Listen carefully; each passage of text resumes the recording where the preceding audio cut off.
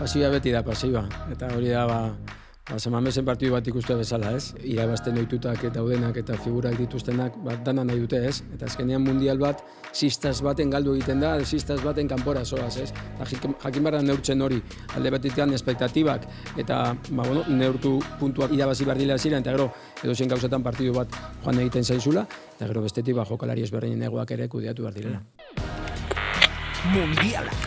Iñaki Beraste. Ongi etorri, mundialak saioaren beste atal batera, munduko futbol txapelketaren, historioak eta protagonistak errepasatzen ari garen honetan, hiru garaile ezberdin izan zituzten, hiru munduko futbol txapelketa izango ditugu izpide gaurkoan, 2006, 2010 eta 2014ko txapelketei buruz ariko gara. Hiru txapelketa eta hiru garaile bai, baina seguruenik bi joko oso ezberdin. Ea horrela sailkatzen dizkigun gure gaurko gonbidatuak, futbol metodologian adituak, Imet Esporte erramintaren arduradun eta sortzailea, Gari Fuia ondo, kaixo? Kaixo, bai. Ez dakit, Gari, hasieran beti gure gonbidatuekin egin dugun moduan, zure oroitzapen, txiste egiten uzten badiazu, mundialenak, ezagutu nahi ditugu. Munduko futbol txapelketarekin ze lotura izan duzuzu? Nik esango nuke lehenengoa, 82an hemen Bilbon izan genuen aukera, ni gazte nintzen, 9 urtekin, aitarekin, Samamez kanpoan, baina bertan bizi izan nuen pantailetan partidua, bertan bizitakoa, Inglaterrako afizinoak, Maradona aurrengo urteetan, eta gure ametsak, egunen baten ni neu Euskadiko selekzioarekin, bertan egon nintzala, bankillo baten edo zelaien, eta telebistaren horrean egotea partidak ikusten hori daintzako mundial bat. Seguruenik horrek futbol zaleago egin zintuen, ez? Oroitzapen horrek edo mundial urain gertutik bizitzeak, ez? Bai, lagundu zuen, horrek eta gero, atletiken liga, korrealanak ere hor justo momentu horretan, eta, etxean futboleroa gara, eta, horrek piztu zuen. Hori ja zure lehen oroitzapena edo oroitzapen kutxunena, ja, helduago bezala, ze munduko futbol txapelketa, ze mundial gogoratzen duzu horrela gustatu zaizuna, edo oroitzapenen bat hiltzatuta geratu zaizuna hortatik aparte? Hombre, buruan azkenengoa daukat gehiago, bai, ari lehenengo hori 82 urterik lehenengo gogoetapenak, baina gero esango nuke, gero ja 80. Mundiala, gero estatu batutako 84koa horria hasi nintzen tekniko bezala gauzak ikusten, ez? Gero bai Sudafrikako mundiala igual ere berezi izan zen lan kontuagatik hauta beste, eta orduan nik uste mundial bakoitzak eiki dauela bere kontua, eta baina bai, nik esango nuke usatik aurrera horria hasi nintzela futbola ikusten ez bakarrikan bizitzen zale moduan, baizik eta aditu moduan, ez? Zuretzat aldatu egin da, ez? Mundialak ikusteko modu hori, perfil teknikoago hartu duzun enean, involukratuta sentitu zaren enean pixka bat aldatu da pasio hori edo hori mantentzen da? Pasioa beti da pasioa, eta hori da Samamesen partidu bat ikustu bezala, ez? Azkenean ikusten duzunean zure taldea futbolean, pasioa sartzen da, nire lanagatik eta aztertu egin behar duzu futbola, selekzio ezberdinekin harremena daukazu gauza bat edo besteekin, tekno batzokin edo besteekin, eta ikutu taktiko hori ere aztertu behar duzu, beti dagolako atzetik galderaren bat, edo zerekin bat, ez? Mundialetan egin den futbolak, jokatzeko moduak, seguru, eragin zuzena izan duela urrengo urtetan klubek egin duten jokatzeko moduan, aplikatu den metodologia garaile horretan, edo uste duzu kasualidade puntu bat ere egon daitekela hor? Ez nuke esango, ni gainera historia, taktikaren historia aztertzen izan dugunean historia gile moduan, eta beti markatzen dira mundialen egoerak edo Suezia edo hau eta beste WA, ez dakize badakin hor,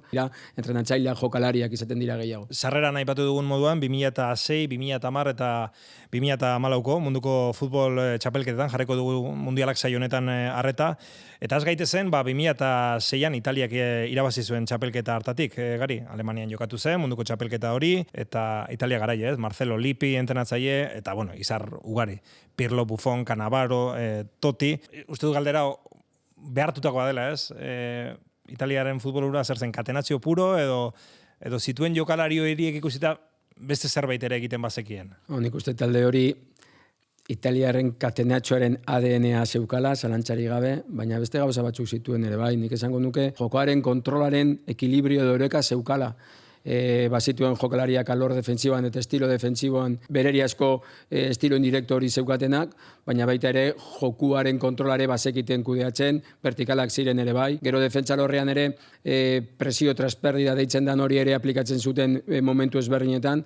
Nik esango nuke talde nahiko osatua zala, baita ere, erdi eta goikalde horretan kalitatezko jokalariak zituztelako bai, ezta? Italia lau aldiz irabazi du munduko futbol txapelketa. Beti egin du antzeko jokoa, edo irabazi duenan beti antzeko jokoa egin duela iruditzen zaizu? 82an adibidez, Paolo Rossi eta Gentileren Italiak irabazi zuen. Iruditzen zaizu hori izan dela beti Italiaren estiloa edo beti arrakasta eman dion estiloa atzurriei? Bueno, aztertu dituen gauzetan nik uste beti uki dagoela ADN hori, ez? Eta gu munduan barren ibiltzen garen futbolaren kontestuan beti eskatzen dugu hori, ez? Herri bakoitzak uki bar dagoela bere ADN hori, ez? Italiako oso argia dauka. Baina dibezen esan dugu, ez? 82an hor vertikalagoak ziren, erasoko jokua gehiago erreskatzen zutenak. Gero 2006an hor jokuaren kontrol gehiago zegoen, ez bakarrikan kontratakearen kontestua eta defensaren kontestua, presio trasperdida ere landu egiten zan. Horra, nik esango nuke, pausu bat eman zala, eta bai, ADN berdina daukatela, baina talde bakoitza bere matizat ditu normal, eta gero hor ere klubetan nabaritu da.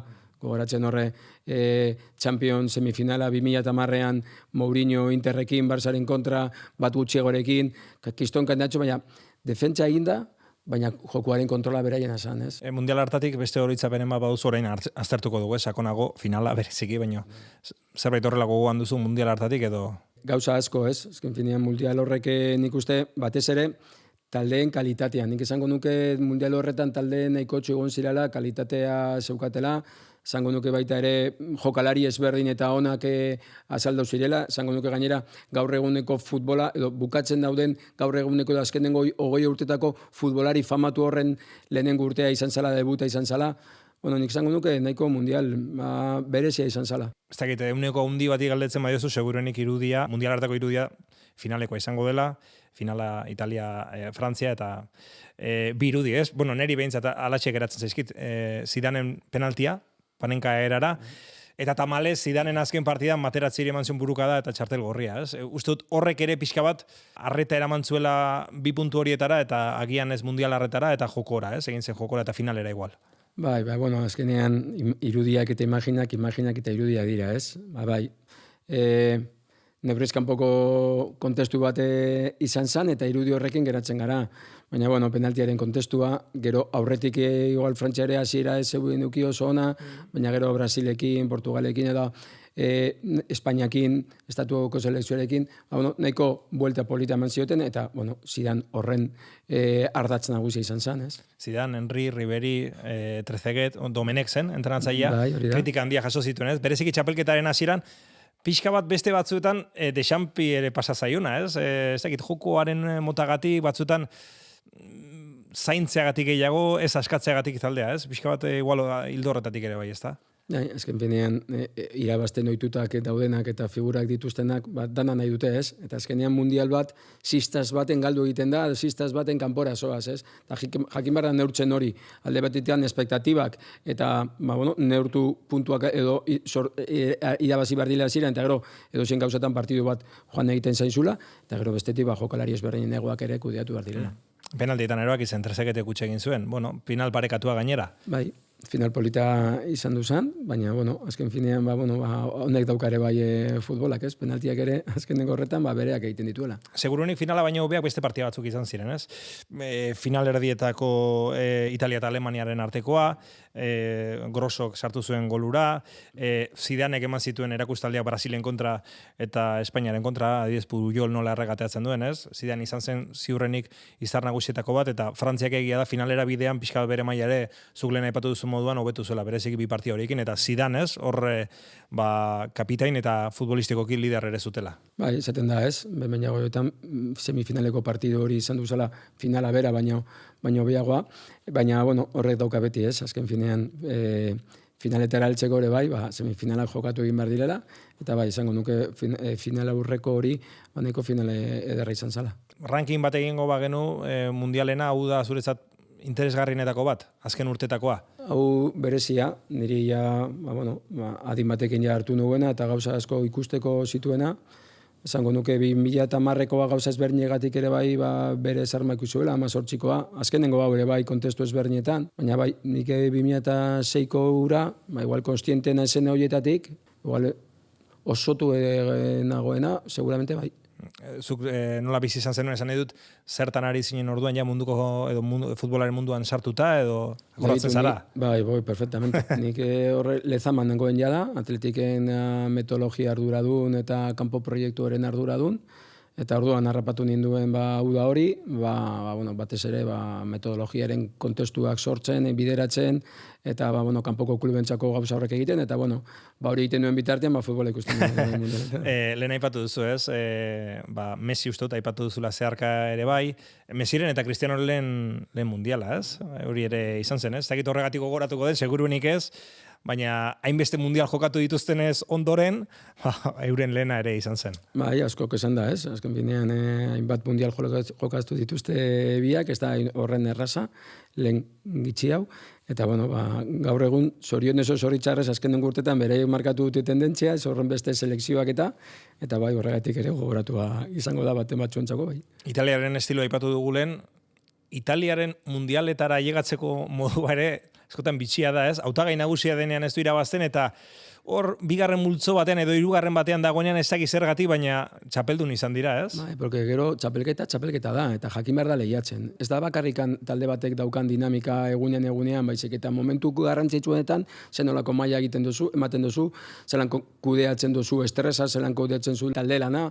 eta hori ere kompetizio puntua da, eta hori ikusten da horretan, ikusten da promozio fasetan, ikusten da talde bat descenso momentuan dagoenean, bai kontestutan ikusten da, eta hori ADN-a da ere bai, ez? Jokalariena edo herrialdearena? Jokalaria eta herrialdearena, azken finean nik uste herri bat, kultura bat daukanean futbolaren kontestuan, hori azpiti gora torten dala. Eta ez bakarrikan jokalarietan, baizik eta herriaren kulturan eta gizarteren kulturan ere bai, ez? Eta hori nabaritzen da, gora egin nahi duten herrialde asko futbolarekin eta diruaren bitartez konturatzen dira zaila dela. Zergatik, kultura delako eta hori eduki behar da eta urtetan garatu behar den gauza badalako.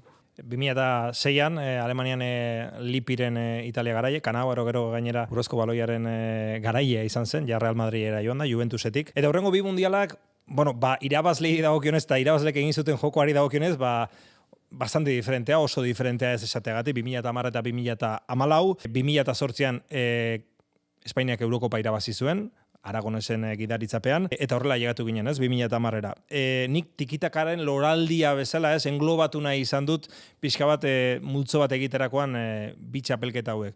2008an Espainia txapeldun, 2010an mundialeko txapeldun, 2012an berriz ere Eurokopa, Pep Guardiolaren Barça tartean, eta gero Alemania garai 2014an, Pep Guardiola Bayerreko lider denean, eta Bayer goitibera aldatzen duenean, ez? Bai, hola da. Eta azken finean horrek ere, bere eragina dauka, ez? Eta lehen esan dut, ez? Azken finean zelan taldeek eta entrenatzailek ere zenolako eragina ikusi dezaketen munduko futbolaren aldaketan edo tendentzia horretan, ez? Eta hola da.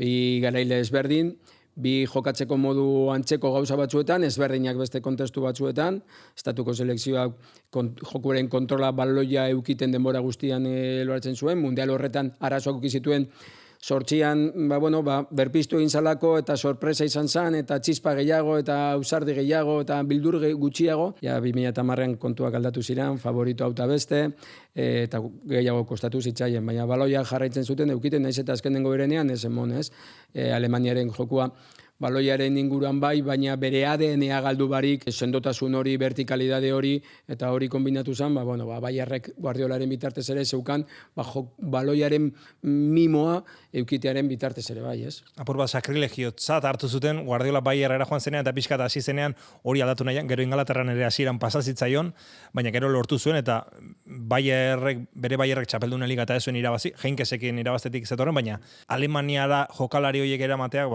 Lam, Kimmich eta horiek denak, horrek gero Alemaniari garaipen eman zion. Azken finean beti izaten dugu, ez? Erdara esaten den moduan innovar o morir, ez? Nik uste hor ere, azkarrak izan behar dugula, ez? Guk taktika lantzen dugunean eta garatzen dugunean entrenatzaile kurtsoetan esaten dugu. Ez da zuk ze joku eredu nahi duzun markatu, baizik eta ze jokalari dituzun eta horren arabera hori erabaki, ez? Azken finean futbolaren tendentziak ere hartu egiten dira kontutan, jokalariak horren inguruan ere kontestuan jartzen dira, eta jakin behar da, zure ADN-a mantenduta, kanpotik datozen gauzak ere, onura hartzen edo erabiltzen, ez? 2010ko mundiala pixka bat sakonago aztertuta, esan dugu ez, 2008an Espainia txapelduni izan zela Eurokopan, 2006ko mundialean ere Aragonesekin jokatu zuen Espainiako selekzioak, Aragones hautatzaile zela.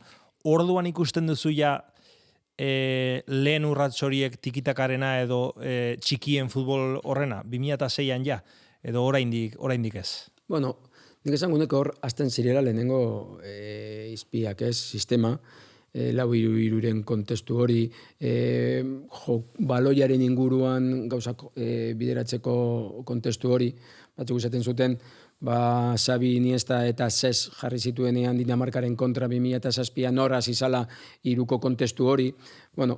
Nik uste tendentziaren aldaketa bai horaz izala sustatzen, baina nik ero ja esango nuke, 2008an ja sendotu zala, baina esango nuke gehiago ondinoko 2010erako hor, benetan jokuaren kontrolo osotasunean, ez eta gehiago kostatu zitzaien irabestea, nik uste hor indartsuagoa zala. Euskal jokalarien protagonismo handiarekin, ez? Xabi Alonso. 2010ean adibidez Busquetsen altuera berean, Iniesta egal batera eraman da, hori 2008tik aldatuta, ez? Naiz eta Xabi antzegoen pixka bat aldatuta, ez da? Horrek ematen du zenolako balioa daukan gure Xabik, ez? Azken finean, Busquets jarri zanean, bera jarraitzen zauan hor, ematen dauen guztia ematen dagoelako, 8an bera zan Euskarri, eta horrek balio handia ematen zion, beste jokalari batzuk ere egon ziren 2010ko horretan, baina bera erreferente nagusia izan du da beti. Uste bi aurrekari daudela bakarrik, lehenengo partia galdu eta gero mundiala irabazten dutenen selekzioen artean, uste bat Argentina dela, azkenekoan, eta uste bestea Espainia dela 2010an Suitzaren kontra galdu zuelako. Mundialura zuk nola bizi izan zenuen, 2010koa? Guaka-guakaren doinuarekin egunero. Eta butxelak, ez? Eta butxelak, eta... Baina, nik momentu horretan Estatu Konfederazioarekin ere hasi nintzen komitean holkulari moduan, akimeten proiektu berriarekin, eta, beste modu baten ere bizi izan nuen, ez? Kanpoan edo Afrikan zan lehenengo mundiala, eta, espektatiba asko sortatu ziren gure inguruan, azken finean, estatu barruan egonda estatuko telebistak ikusita, kriston influentza ikusi olako. Nik esaten dute asko kostatu zitzaiola estatuko selekzioa irabaztea eta beste, baina nik uste nahiko mundial osoa izan zela, naiz eta txarto hasi, ez? Azken finean mundial batek hori dauka. Ondo bukatu egin behar da, ez ondo hasi, ez? Eta kontestu horretan jokuaren kontrola bai azkenengo erenan kostatu egiten zitzaien, eta nahiko, zango nuke mundial polita izan zala, naiz eta, igual partidu hori Boroblinak ez egondo finali Boroblina ez esan, eta bar, ez?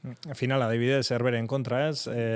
Robben, Van Persie, eta Holandaren kontra.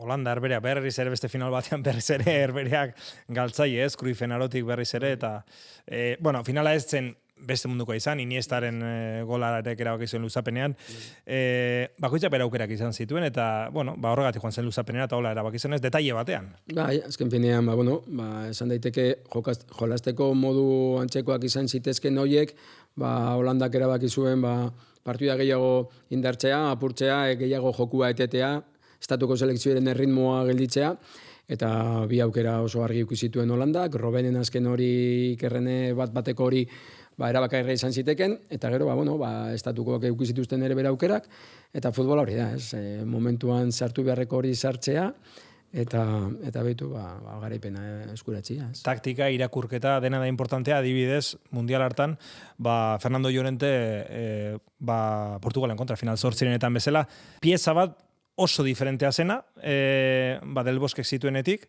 baina berari esker, zentrala fijatuta lana eginda, uste dut kanporak eta bideratu zela, ez? Nik uste gakoa horra gozala.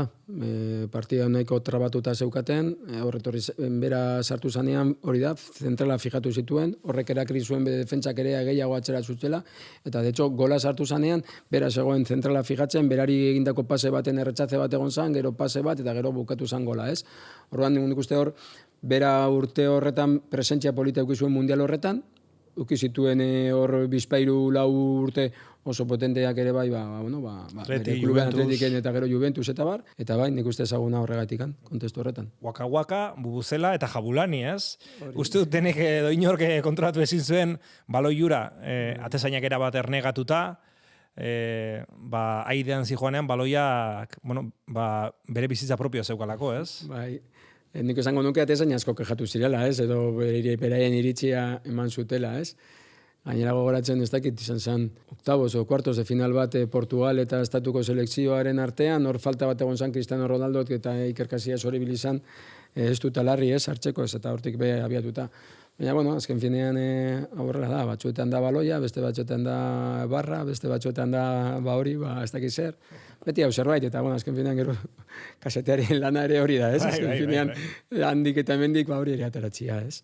2010ean Espainiak irabazi zuen munduko futbol txapelketa, 2008ko Eurokopa irabaztetik zetorren, 2012an ere txapeldun, eta gero 2014an askotan gertatzen den moduan, aroak bukatu egiten dira, eta ez bakarrik Espainiaren kasuan. Espainia, Italia eta Ingalaterra 2014ko mundialean lehen multzoan 3 etxera. Bai, nik izango nuke estatuko selekzioen garai aldaketa bat behar zuela ere bai, ja jokalariak gauza asko irabazita, batzu ja esaten beraien azken urtea zala, batzu ja ez zutela nahi gehiago selekzioa joan, txartu hasi ziren, Holandaren kontra bueltakoa etorri zitzaien, bost eta bat uste dut izan zala, eta gero deigarria beste biak, ez? Beste biak horre sartuta beraien grupoan beraiek favorito, eta uste dut Uruguai eta Costa Rica zeudela, eta beitu, biak kanpora eta beste biak barruan geratu ziren, ez? Futbolaren kontestuare bai, ez? Alemania hartaz, lehen pixka bat gainetik aipatu duzu, ez? Tikitakaren esentzia hori bazeukan, baina galdu gabe Alemaniako futbola beti izan den hori, ez? Gegen presin famatu hori, indarra, korrika egin, nola definituko zeruko pixka bat Louren selekziora? Zuk esan dazu moduan, ez? Eta lehen komentatu dugu. Beraien ADN-a galdu barik, segurtasun hori etxean, alor fisikoaren nabarmendura hori, konstantzia hori, lehiatzeko gaitasun hori, lehen esan dugun ere bai Italiako taldearekin, baina gero kombinatzen zen, ere bai, jokuaren kontrola eta baloiaren mamia, bai, zutenen beste igual jokua loratzen edo balioa eukiten, baizik eta balioaren kontroletik, vertikalagoak izaten ere bai, eta presion transperdida beri hori landu egiten zuten, eta nahiko talde osatua zala esango nuke. 54an, 74an, 90an eta 2014an irabazi ditu Alemaniak, irabazi dituen munduko futbol txapelketak. Italiarekin esan dugun moduan, ADN oso propio batekin, baina imaginatu detai aldaketekin, ez? Selekzio ezberdin horietan gari. Bai, azken finean, lehen esan dugu, bai, ez? ADN daukaten selekzioak ez pentsa horren beste direnik, horren argi daukatenak horiek, baina gero matizak beti dira, ezberdinak, lehen esan dugun moduan Italiaren kasuan, 82an eta 2016an, hauek ere kontestu ezberdinetan. Bai egia da nik esango nuke ezberdinagoa dala azkenengo hau, 2014ko hori, aurrekoekin alderatuta, baina bai, beti matiz ezberdinekin, eta batez ere jokalari ezberdinekin. Hor badau, Alemania horretan egon diez, jokalari konkreto batzuk markatu dutena tendentzia eta taldearen lidergoa, eta horrek ere markatzen da hori talde baten dinamika egunean, ez? Horre, uste duzu baietz, 2014ko horretan baietz bazaudela jokalariak markatu zezaketenak? Nik hor jokalariak baino gehiago, egon ziren jokalari eragingarri batzuk, zuk lehen aipatutako batzuk eta, baina batez ere zan talde kontestua. 2014 horretan, zuk aipatu duzu, selekzio batzuek, herrialde batzuek badokatela jokatzeko modu oso partikularra, oso zehatza, horietako bat, uste dut Brasil dela, ez? Beti jogo bonitua, politagoa edo zakarragoa, mundialaren arabera, mundial hau Brasilen jokatu zen, ez dugu aipatu, eta seguruenik Marakanazoarekin batera inoiz jaso duen kolperik handiena jaso zuen Alemaniaren kontra, ez? 7-1. Neymar gabe, ze Kolonbiaren kontra Zúñigak lesionatu egin zuen, eta ikaragarrizko kolpea etxean Kanariñaren 7-1 Alemaniaren kontra, bere aurkari historiko bat, ere bezala definitu genezakena. Aurkari historiko bat, etxean, kriston espektatibak mundiala irabazteko, bat denbora eta gero, eta palo ederra. Hori da, mundial batek dituen gauza bitxiak, ez?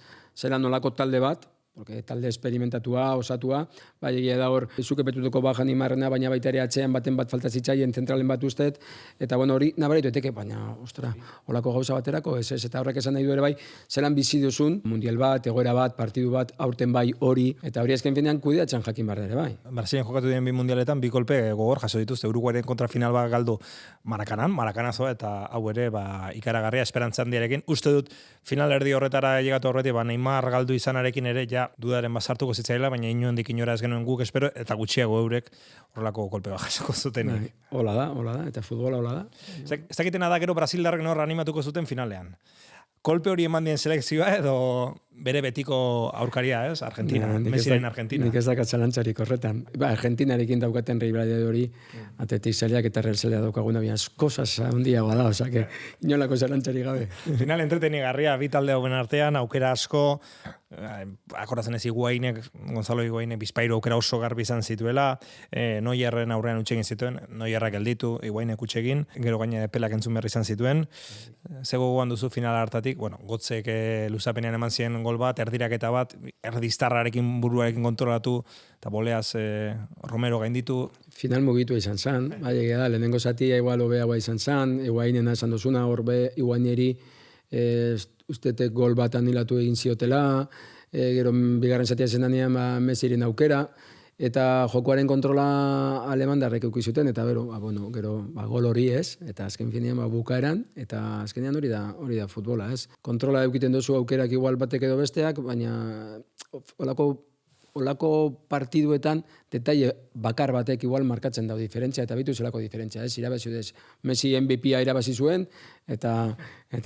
zuten akatu, eta hori, eta ez da inoiz esango Maradona, ez? Baina MVP-a da, baina ez du irabazi mundiala, ez? Detaile bat da, sartu edo sartu, gola anulatu edo ez. Mundiala. Alemaniak esan dugu, ez?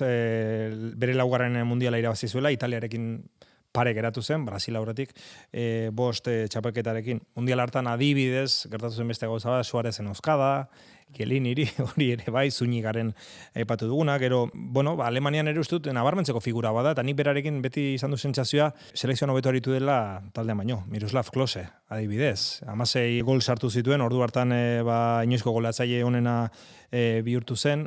Klose zen figura arraro bat, ez, Lazio, Bayer, jokalari ona, baino Alemaniarekin jokatzen zuenean, ez dakit, eraldatu egiten zen, edo asko zobea zen, edo kontesto bat egiten zen, ez dakit. Nik uste hor bi faktore daudela, ez? Bat da, jokalari bat lako motivazio puntu hori daukanean gauza ezberdinengatik eta txip hori egitenean eta batez ere aurrelariekin, ez? Zetan dugu askotan aurrelariak olatuan egon edo ez egon, ez? Dana sartzen dugu, akaso ez da Ipurdiarekin, eta beste batzuetan ez dugu sartzen, ez da San Mameseko arkuari, ez? Hori da putxu baten kontestu honetan gerta dakiokena, batez ere, bere selekzioarekin, bere herriarekin jolasten dagoenean. Eta gero bestea da, zenolako joku dinamika daukazu selekzioan edo zauden taldean, zenolako rola daukasun, zelan jolasten dau, zenolako eragina hor baldin bazarazu referentia doez, faktore ezberdina daude, eta hori bekontuan hartzen diren gauza dira. Tikitakaren garai luzea izan zen, ez? Futbolari asko eman diona, baina uste dut gaizki ulertuta ere futbolari batzutan, edo entrenatzaileak futbola pixka bat ere engainatu dutenak, ez? Imitatzera jotzen da eta denek ezin dute hori imitatu. Jakin behar dugu ezberdintzen zer da baloiaren jabetza eta jokuaren kontrola. Euki daiteke jokuaren kontrola, baloiaren jabetza euki barik. Eta gerta daiteke ez eukitea jokuaren kontrola, naiz eta baloiaren jabetza euki. Nik uste askotan ez dugula jakin ikusten tikitakak euki dezakela baloiaren jabetza eta jokuaren kontrola, baina ez badu eskazu jokalari horrek bermatzen dutena jokuaren kontrola hori eukitea, askotan ez daun merezi. Porque bai, zabaldu behar da jokua, barrutik jakin behar da jolasten, eta gero eraso defentsako transizioetan, arazo asko uki daitezke, ez badozu behar bezala jokuaren kontrola ukiten, ez? Orduan, baina, buelta ematen ari zaio kontestu horreri, kontestu batzuetan, bale?